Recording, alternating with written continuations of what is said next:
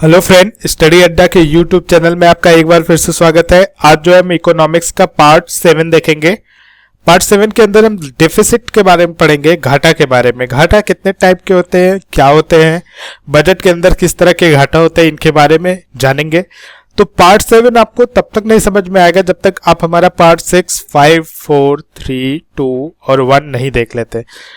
तो इनका कुछ पार्ट का लिंक आपको आई बॉक्स में मिल जाएगा, कुछ पार्ट का लिंक आपको डिस्क्रिप्शन बॉक्स में मिल जाएगा।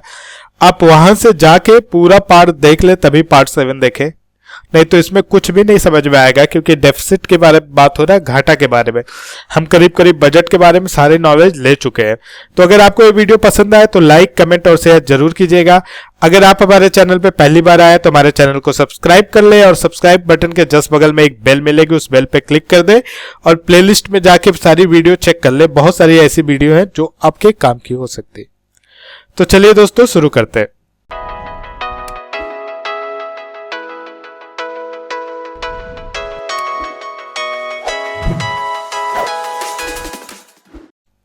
देखिए, पहले हम जानेंगे घाटा के बारे में। घाटा होता क्या है, डेफिसिट कितने तरह के होते हैं, गवर्नमेंट के कौन कौन से घाटा होते हैं। तो गवर्नमेंट का पहला घाटा होता है बजट डेफिसिट। बजट डेफिसिट एकदम सिंपल होता है, जिसको कहीं भी काउंट नहीं करते हैं, इसलिए इसके बारे में हम लोग ज्यादा नहीं बढ़ेंगे। बजट डेफिसिट में सिंपल होता है total expenditure minus total income या टोटल रिसिप्ट। तो इसके बारे में हम ज्यादा नहीं पढ़ेंगे। सेकंड होता है रेवेन्यू डेफिसिट, इसके बारे में हम पढ़ेंगे और इसी के अंदर होता है इफेक्टिव रेवेन्यू डेफिसिट। थर्ड होता है फिस्कल डेफिसिट एंड 4 होता है प्राइमरी डेफिसिट। तो इन तीन के बारे में हम पढ़ेंगे। किसके किसके बारे में, इनके बारे में, इनके और इनके। बजट डेफिसिट तो बता दिया, एक्सपेंडिचर माइनस इनकम या total expenditure minus total receipt के बारे में जब हम पढ़ते हैं। टोटल रिवेन्यू कहां से जनरेट होता है, रेवेन्यू रिसिप्ट्स, तो वो बजट डेफिसिट हो जाता है। तो आइए रेवेन्यू डेफिसिट देखते हैं। रेवेन्यू डेफिसिट आपका होता क्या है, revenue expenditure minus revenue income, means revenue expenditure minus revenue income. देखिए, रेवेन्यू क्या होता है, वन वे ट्रांसफर होता है, मतलब कि ये वो पैसा होता है जो खर्च करना जरूरी होता है, लेकिन इससे सरकार का कोई फायदा नहीं होता है। हमने पार्ट 6 और 5 में समझ चुके हैं कि रेवेन्यू होता क्या है, रेवेन्यू एक्सपेंडिचर और रेवेन्यू इनकम होता क्या है। हम कैपिटल की बात नहीं कर रहे हैं, हम रेवेन्यू की बात कर रहे हैं।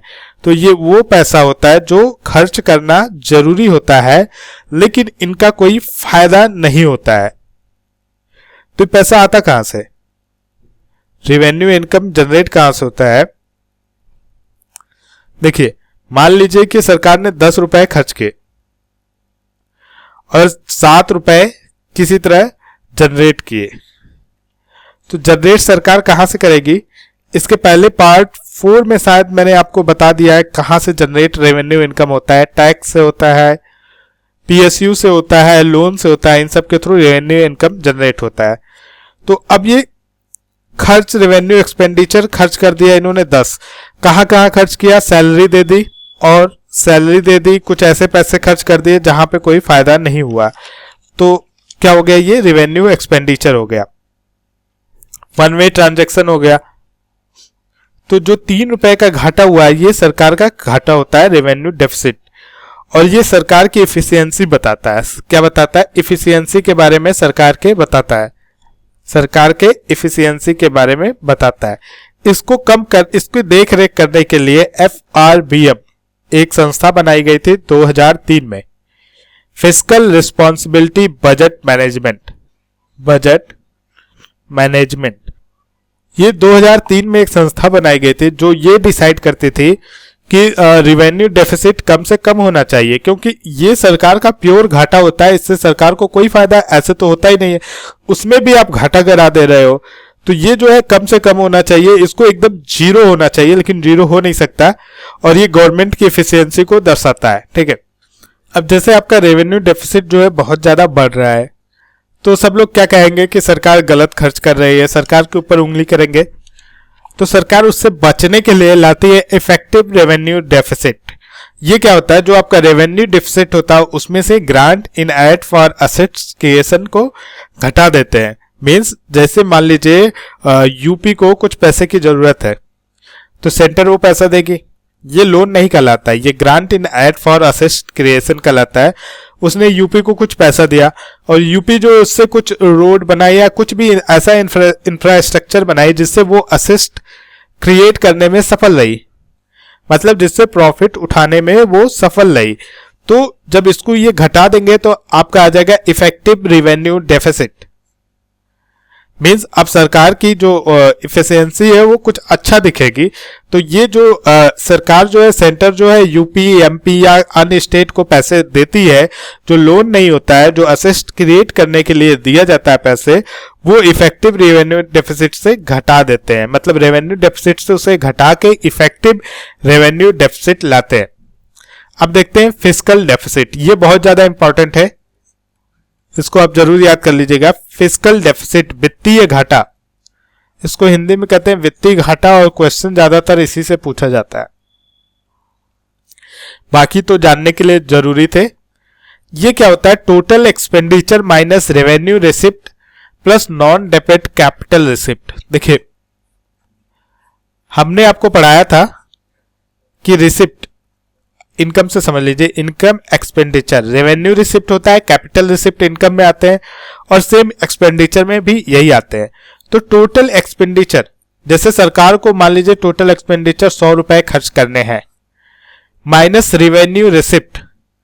अब इससे जो इनकम हुई सरकार को रेवेन्यू रिसिप्ट से, मान लीजिए टैक्स वैक्स सब मिला के सरकार को 50 रुपए की इनकम हुई, plus non debit capital receipt. अब ये क्या है, ये बात समझने वाली है, non debit capital receipt.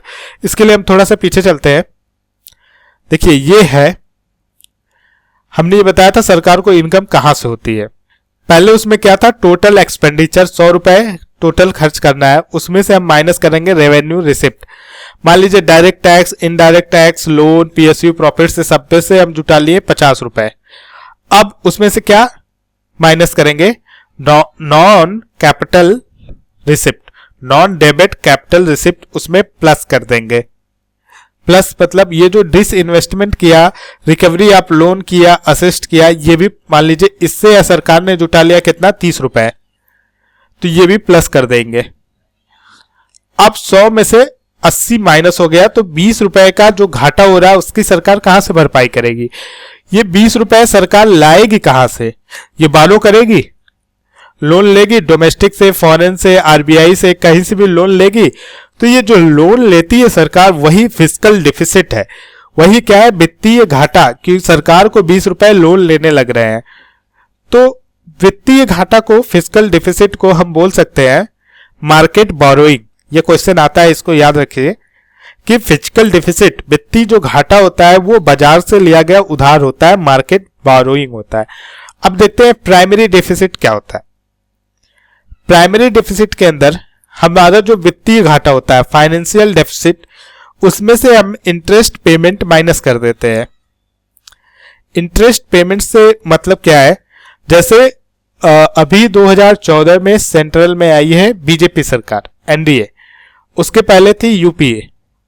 UPA ने 5 लाख का लोन लिया था, बहुत छोटा अमाउंट मान के चलते हैं, तो 5 लाख के लोन पे जो इंटरेस्ट आएगा वो तो एनडीए भरेगी, एनडीए सरकार भरेगा तो इंडिया ही, लेकिन सरकार जो भरेगी वो एनडीए भरेगी। तो वो क्या करती है कि जो फिजिकल डिफिसिट हुआ है उसमें से जो ये इंटरेस्ट पेमेंट भर रहे हैं वो हम अपनी वजह से नहीं भर रहे हैं, वो हम यूपीए की वजह से भर रहे हैं। तो प्राइमरी डिफिसिट सरकार के बारे में बताती है, सरकार अपनी छवि सुधारने के लिए प्राइमरी डिफिसिट लाई है, प्राथमिक घाटा। वो कहती है कि जो पिछली सरकार का इंटरेस्ट पेमेंट हम कर रहे हैं उसको उसमें से माइनस कर दीजिए, तो जो प्राइमरी डिफिसिट आएगा वही हमारा जो है घाटा है, एक्चुअल घाटा है। तो ये पूरा घाटा के बारे में एक जानकारी थी। आई होप आपको अच्छी लगी होगी। नेक्स्ट पार्ट कुछ लोगों ने कमेंट किया है मैक्रो इकोनॉमिक्स और सबसे रिलेटेड वीडियो बनाने के लिए, तो अब मैं जल्दी जल्दी वहां पे पहुंच रहा हूं और उन सब से रिलेटेड आपको चीजें जल्दी जल्दी मिलेंगे। तो अगर आपको ये वीडियो पसंद आया हो तो लाइक, कमेंट और शेयर करना मत भूलिए। साथ में ये वीडियो भी देखना मत भूलें। आई होप अच्छा लगेगा आपको। थैंक यू दोस्तों।